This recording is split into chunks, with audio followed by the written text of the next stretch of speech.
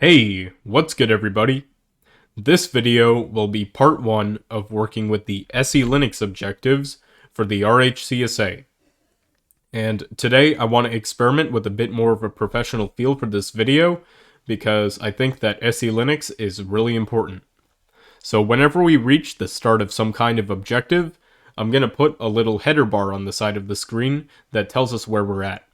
And this will just make things a little bit more organized, which is always good. And I'll also try and throw up some diagrams here and there when I'm doing a lot of talking, so that you have something nice to look at. Okay? Cool. Let's get started.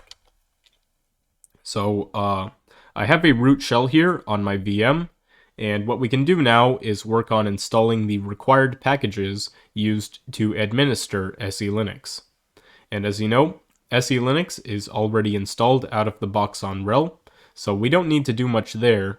But there is a tool that we can use that'll help us later on, and that would be the policy core utils-python-utils.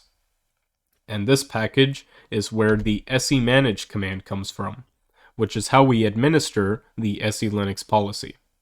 And now let's talk about that specifically. What even is the SELinux security policy? Well, on RHEL, the default policy is one called targeted.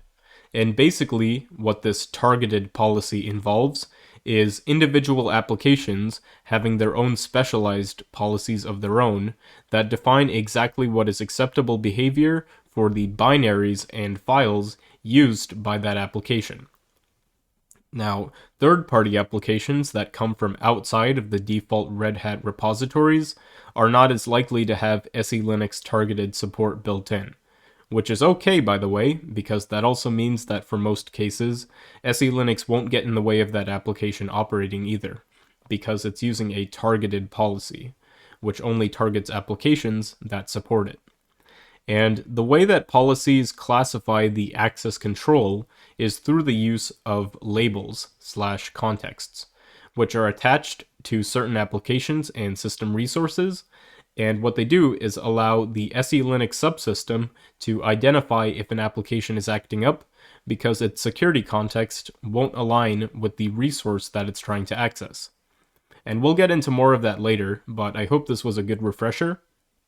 I also just want to let you know that SELinux is insanely well documented because people complained about it for a long time. So commands like semanage that I just mentioned make it very easy to adjust how SELinux works on the system, and it's also documented super well. So all in all, I would look at SELinux like any other security layer that we see on the system, like firewalls or ACLs. It's just a little more comprehensive, that's all. Okay then, let's get going with setting enforcing and permissive modes for SELinux. Now, the way that I want to show you this is by going from the least ideal situation with SELinux forcibly disabled to how we would get it back working again. So if I run a get enforce right here, what this is going to show me is that SELinux is not running at all. It says disabled. And this actually stinks, okay? Because if we tried to turn on SELinux right now without being careful, our system could malfunction because of mislabeled resources. So when SELinux is completely disabled like this, we won't be getting the proper labels on any of our stuff. Permissive mode, on the other hand, will still handle labels in the background, it just won't enforce the security policy. So if you have a system that's just running in permissive mode, it's relatively safe to do a set enforce 1 to get SELinux enforcing again, but I'm not going to do that just yet because I want to make sure that SELinux is enabled first. So I'm going to head over with the text editor to /etc SELinux config, and in here, in this file, I'm going to go down to this key that says SELinux disabled, and I'm going to change that back to enforcing. Just like that. And that's all I really need to do in this file, thankfully. So I'm just going to write and quit. But that seemed a little bit too easy. So let's see if there's anything else sneaky going on with this system that would keep SELinux disabled. So how about this? We can also disable SELinux in the kernel boot parameters, so let's go ahead and check that as well. If I cat/proc command line, what you'll see here is that someone put these suspicious options to disable SELinux with an SELinux equals 0, and also to set enforcing to permissive mode with enforcing equals 0.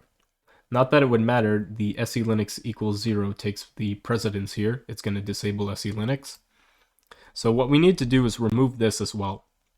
So we'll head over to /etc default grub, and in this file we'll go down to the command line Linux line, and we'll get rid of these options.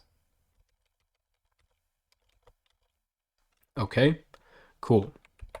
So this is a little bit better, and now what we can do is just run grub2-make config and set the output file to wherever your grub.cfg is at. So mine's in /boot EFI red hat grub.cfg, and just wait for that to finish. And yeah, now our grub2 options will be squeaky clean.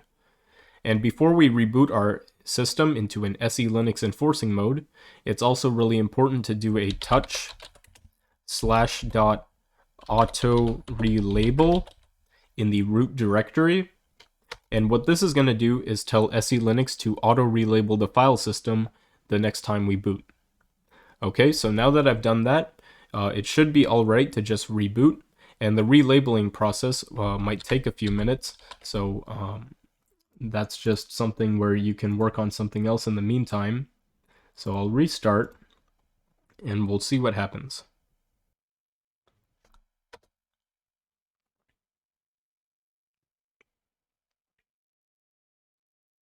Alright, so you can tell here that it's relabeling the system, and it says relabeling could take a very long time. Don't let that scare you off, just work on something else.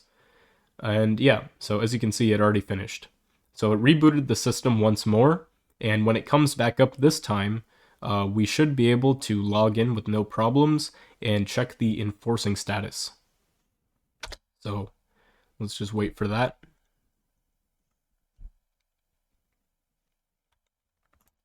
I'll log in here.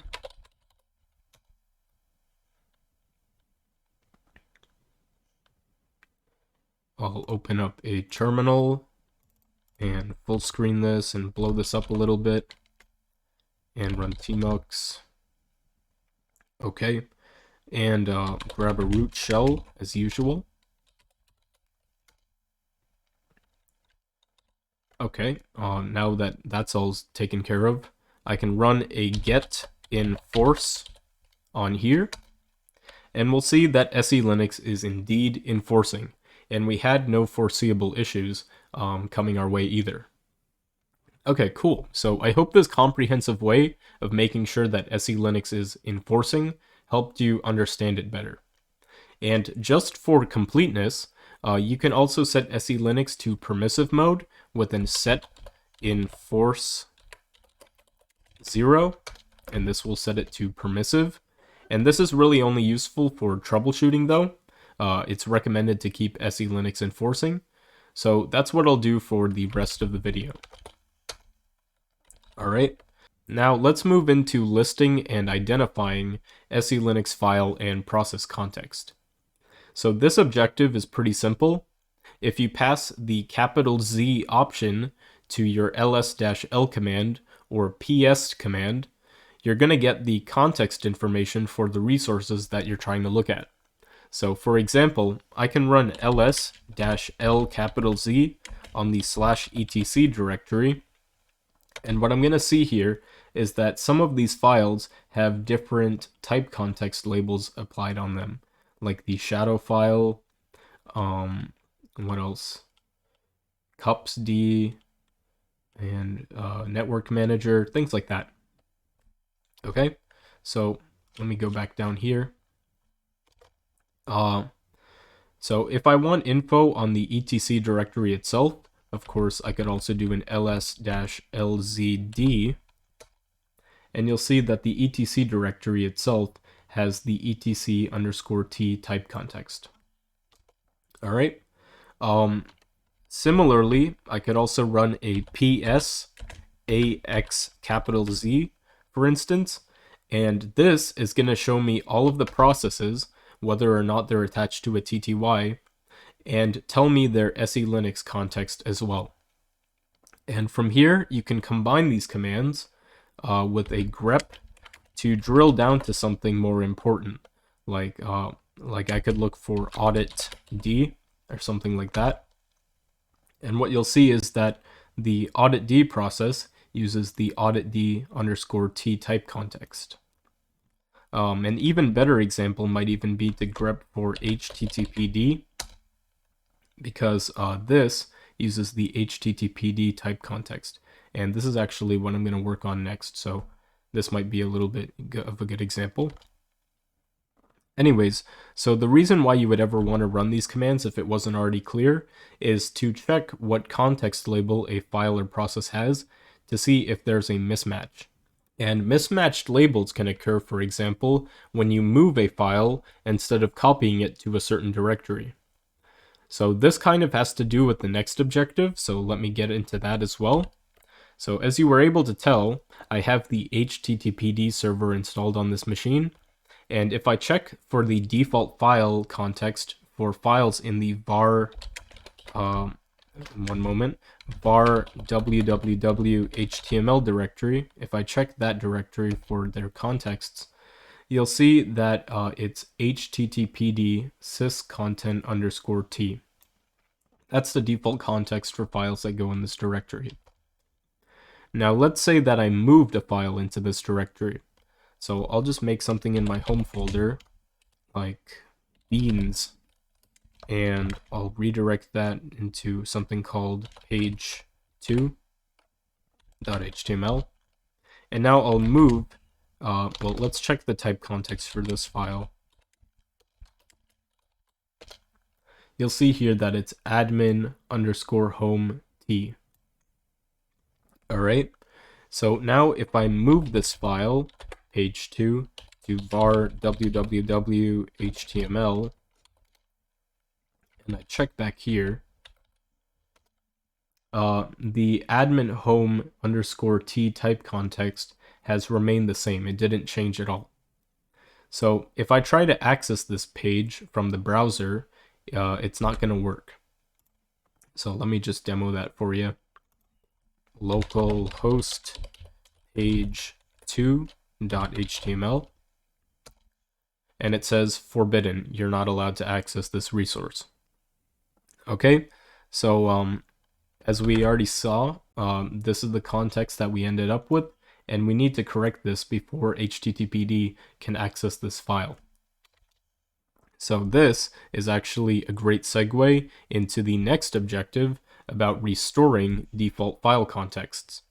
So to fix the problem we just created now, we can run restore con on this directory. You can also do it on a file if you wanted to. So I'll just do a -r for recursive mode and v for verbose, and I'm going to point it to var www.html. And the only file it found needed relabeling was page2.html, so that's correct. And yeah, so restoreCon just corrected the context for files in this directory.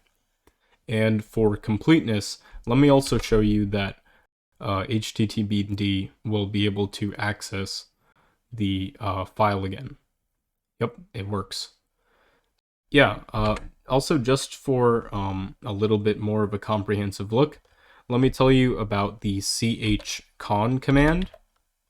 So chcon, similar to how chmod stands for change mode, this stands for change context. And this command will, at worst, only temporarily change the file context to something else. So I wouldn't recommend using this because it's not as likely to persist, and everything needs to persist on the RHCSA.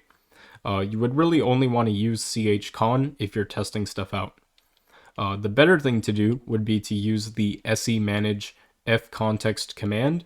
And what that command will do is have you covered if you need a certain file directory or tree of files and directories to have a certain default context. And this is something I guess I'll cover in part 2. I would rather keep this video from getting too long. So stay tuned for that, where we'll cover the remaining objectives. And as always, of course, thanks for watching.